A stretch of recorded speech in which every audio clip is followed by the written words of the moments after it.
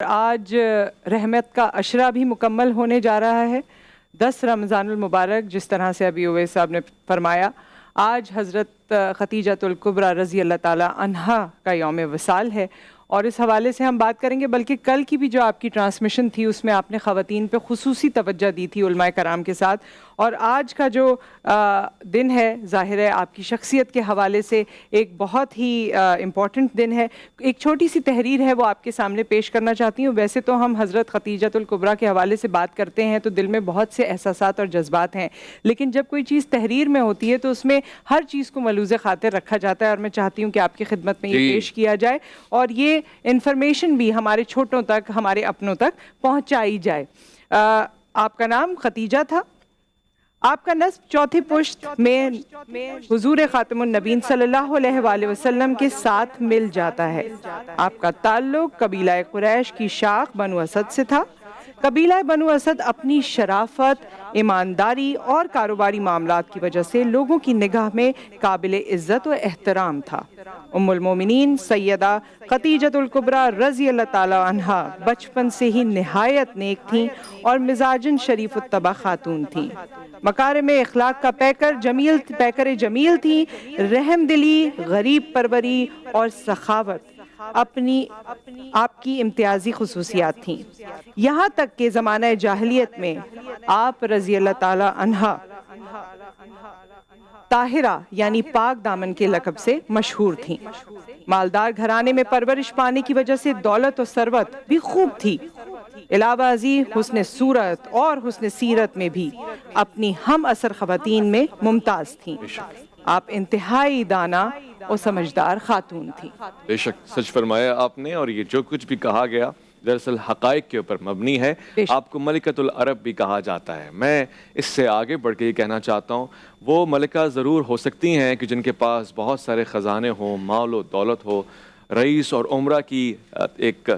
رفتار ہو آنے جانے میں، جس کے پاس اتنا سب کچھ ہو کہ 80,000 اونٹوں کا قافلہ اس کے گھر سے نکلتا ہو اور پوری دنیا میں پھیل جاتا ہو، مگر آپ کو اسی لیے ملکۃ العرب نہیں کہتے۔ میرا یہ ماننا ہے کہ آپ کو اس لیے بھی ملکۃ العرب کہتے ہیں کہ آپ کے دامن میں، آپ کی آغوش میں کائنات کا وہ خزانہ آیا جس کو ہم خاتم الانبیاء کہتے ہیں، رحمت للعالمین کہتے ہیں، جن کی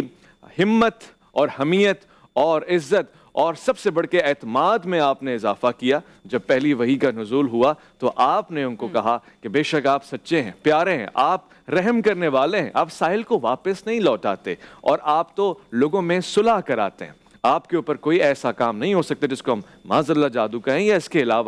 کے علاوہ بھی جناب ام المومنین حضرت ختیجہ رضی اللہ تعالی عنہا اس مقام پر فائز ہیں کہ رسالت مآب صلی اللہ علیہ وسلم نے بارہا آپ کو یاد فرمایا، اور 25 سال کا عرصہ آپ کے ساتھ گزارا۔ رفاقت، محبت، قربت کا یہ عرصہ انتہائی زیادہ ہے کسی بھی دیگر ازواج کے مقابلے میں۔ میں آپ کو یہ بھی بتانا چاہتا ہوں کہ شرف میں اس طرح سے بھی اضافہ ہوا کہ خود قرآن نے کہا کہ ہم نے تم کو تنگ دست پایا تو ہم نے تم کو مالدار کر دیا، یعنی جناب حضرت ختیجہ کا یہ حصہ قربانی میں آیا جس میں آپ نے مالی امداد تو فراہم کی، مگر ساتھ ساتھ جتنا کچھ آپ کے پاس تھا، جو کچھ آپ کی ملکیت میں تھا، قریش مکہ میں رئیس اور عمرہ کو بلا کر ان کے سامنے رکھ دیا۔ اور راوی کہتا ہے کہ اس قدر تعداد میں تھا وہ مال نصرت کہ جتنے بھی عمرہ کھڑے تھے وہ سب چھوٹے نظر آ رہے تھے، اور مال اس قدر بلند عمارت میں نظر آ رہا تھا۔ اور آپ نے فرمایا کہ جتنا بھی مال ہے گواہ رہنا یہ آج سے محمد بن عبداللہ، محمد مصطفیٰ کا ہے، اور میری اس میں کوئی ملکیت نہیں، بلکہ میں بھی اگر اس میں سے خرچ کروں گی تو آپ کی اجازت سے کروں گی۔ کیا عظیم شان ہے، کیا شان ہے۔ اور یہ تو آپ نے جس طرح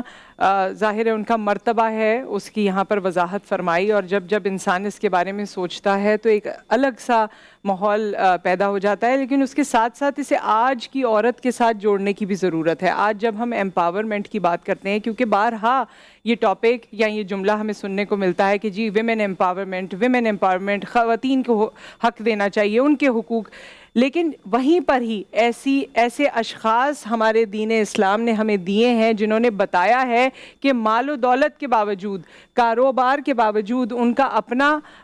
کیا سلسلہ رہا ہے، اپنی شخصیت کو لوگوں کے ساتھ پیش کرنے کا کیا سلسلہ رہا ہے، پاک دامنی کے حوالے سے جو بات کی گئی، اور پھر کاروبار اگر خواتین کرتی ہیں تو اس کی بھی لمیٹیشنز وضع کر دی گئی ہیں. آج کی عورت بھی بہت سے کام کرنا چاہتی ہے, نکلنا چاہتی ہے, ابھرنا چاہتی ہے, تو اس کے بھی قوانین وضع ہوتے ہیں اگر ہم ان شخصیات کا مطالعہ کریں. اور عورت کبھی بھی ازدواجی زندگی سے دور رہ کے نہیں پرکھی جا سکتی. آپ اس سے بھی اندازہ لگائیں کہ اپنا رشتہ خود سے جناب رسالت مآب صلی اللہ علیہ وسلم کی بارگاہ میں بھیجنا, آپ کا انتخاب خود سے کرنا عورت کو امپاورڈ بناتا ہے, با اختیار بناتا ہے, اور یہ ہمیں سکھاتا ہے کہ اگر ہماری بہن بیٹیاں بھی کسی کا انتخاب کریں تو اس کو انتہائی قابل اہمیت سمجھنا چاہیے اور اس کو عزت دینی چاہیے.